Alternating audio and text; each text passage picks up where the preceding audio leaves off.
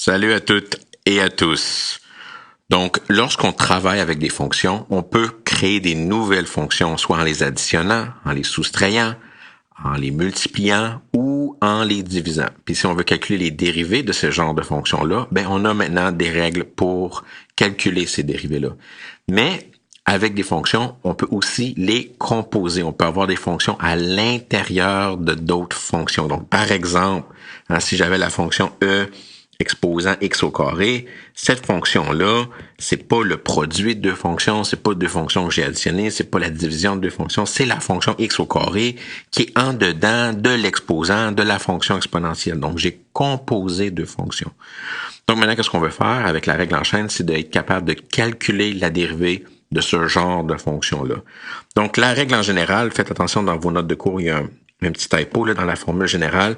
Donc, supposons que f et u sont deux fonctions. Si je veux dériver la fonction f à u de x, donc que à l'intérieur de f, j'ai la fonction u de x, on appelle souvent la fonction u de x la fonction intérieure et la fonction f la fonction extérieure. Donc, si vous voulez dériver f de quelque chose, ok, donc ici, puis moi j'aime vraiment ça, puis vous allez voir dans tous mes exemples, donc j'aime mettre le quelque chose dans une boîte, là, donc le quelque chose qui est protégé, il changera pas.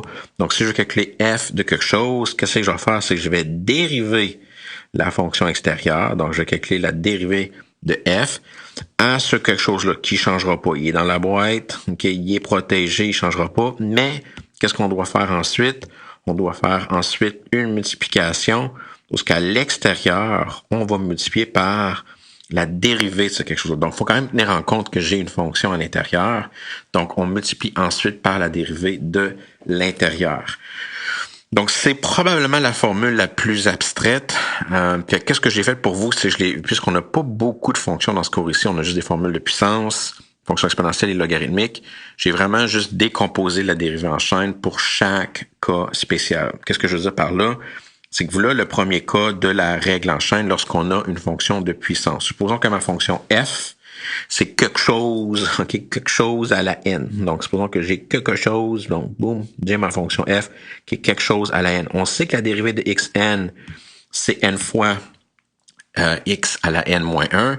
Donc, si tu as quelque chose à la n, lorsque tu vas dériver quelque chose à la n, ça va être exactement la même règle. Tu vas avoir n fois ce quelque chose-là à la n moins 1. Donc, c'est la même règle, sauf que là, au lieu d'avoir un x, j'ai quelque chose que j'appelle u. Donc, j'ai n fois le quelque chose exposant n moins 1. Mais ensuite, qu'est-ce que je dois faire? C'est que je dois multiplier par la dérivée de ce quelque chose-là. Donc, quelque chose à la n, c'est n fois quelque chose à la n moins 1 fois la dérivée de ce quelque chose-là. Donc, allons faire des exemples ensemble pour illustrer la première forme, si on veut, de notre règle en chaîne.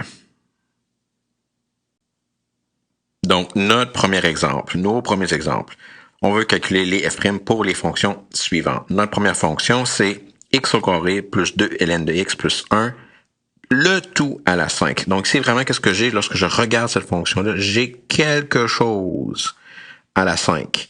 Je sais que la dérivée, donc moi, qu'est-ce que j'aime faire? J'aime le mettre dans une petite boîte. Donc, j'ai quelque chose à la 5. Donc, voyons, allô, petite boîte. OK, donc quelque chose à la 5.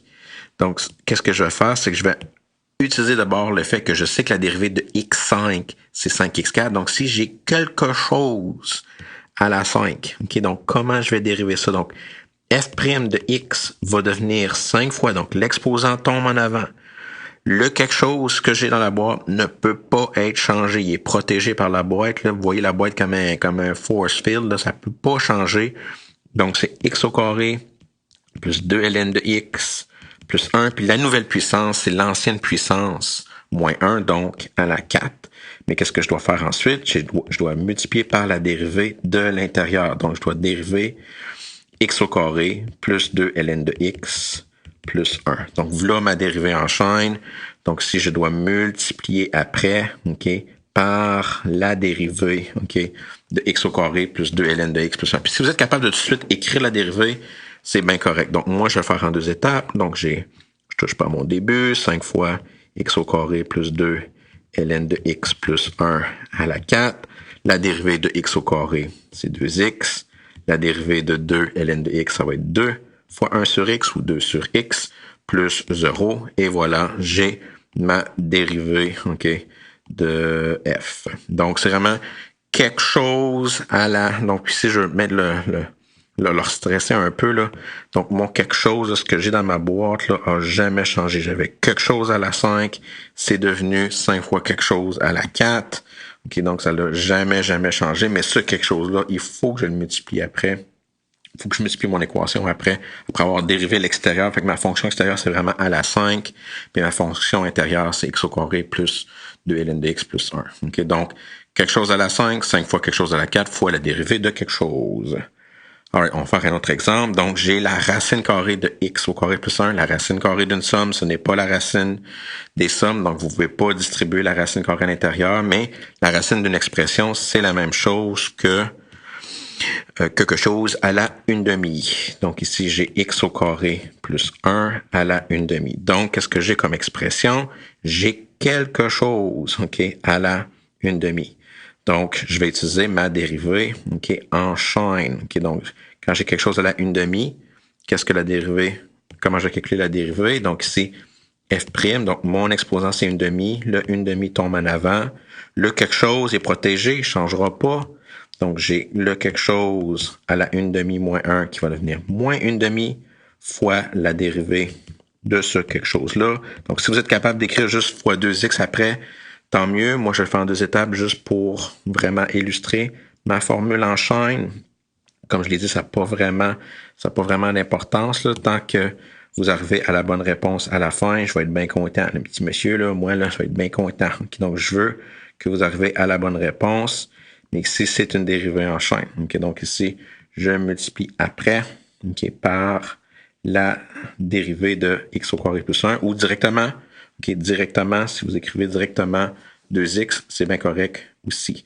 Donc, vous pourriez techniquement faire cet exemple-là en un shot. Donc, j'ai 1/2 fois x au carré plus 1 à la moins 1/2 fois 2x. Vous pouvez laisser votre réponse comme ça. C'est certain, juste pour vous écœurer, moi, typiquement, je vais simplifier. 1/2 fois 2, ça va donner 1 fois x. Le 1/2, je vais le rapporter en bas. Donc, je vais avoir x sur x au carré plus 1 à la 1/2 en bas. Puis à la 1/2, c'est la même chose que la racine.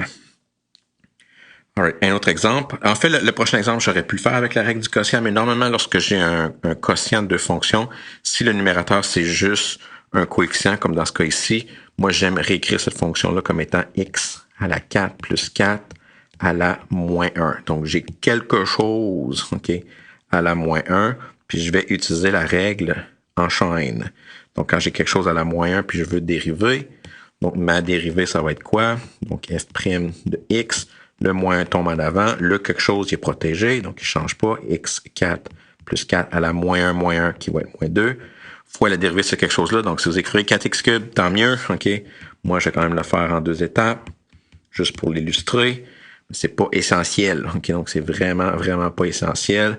Donc, moi, je multiplie après, OK, par la dérivée, OK, de l'intérieur. Donc, vous faites ce que vous voulez.